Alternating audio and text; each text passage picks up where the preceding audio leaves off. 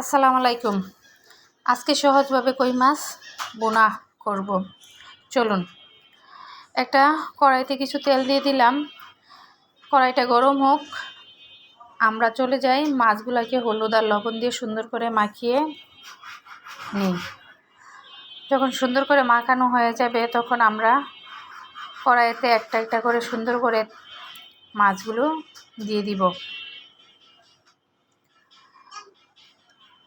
মাছগুলো দিয়ে আমরা কিছুক্ষণ এটা ভাজি করে নিব। যখন অপর পাশটা হয়ে আসবে তখন আমরা এটাকে উল্টিয়ে দিব।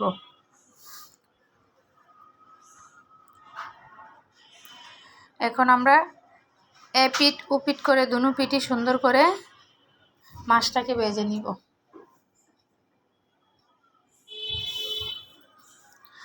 দেখুন কত সুন্দর মাছটা ভাজা হয়ে গেছে। এখন এক এক করে মাছটাকে কড়াই থেকে উঠিয়ে নিব।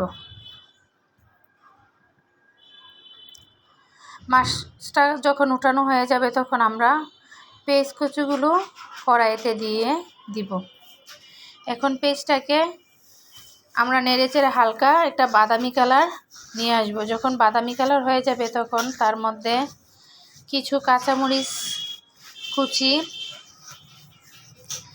পরিমাণ মতো রসুন বাটা দিব, দিয়ে পেঁয়াজের সাথে একটু মিশিয়ে নিবে।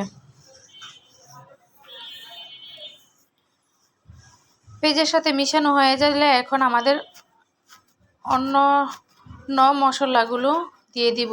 1 চামচ হলুদের গুঁড়া, 1 চামচ লবণ, 1 চামচ মরিচের গুঁড়া। এটা হচ্ছে আপনাদের পরিমাণ অনুযায়ী দিবেন, আমি এখানে কোনো মেজারমেন্ট করে দেই নাই। এখন মশলাগুলো দিয়ে একটু নেড়েচেড়ে তেলটার সাথে মিশিয়ে নিব। নেওয়ার পর হালকা একটু পানি দিয়ে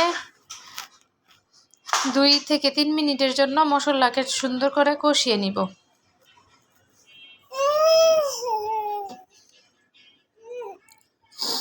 এখন ঢাকনাটা ঢেকে 2 থেকে 3 মিনিটের জন্য আমরা অপেক্ষা করব।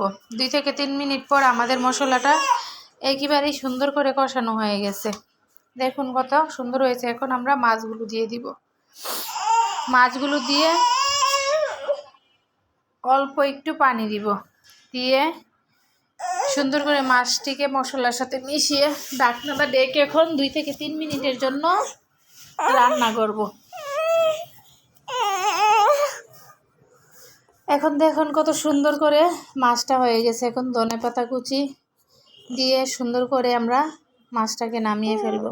দেখুন দেখতে কত সুন্দর হয়েছে। যদি পেজটা ভালো লাগে লাইক এন্ড সাবস্ক্রাইব করে আমাদের পাশে থাকবেন।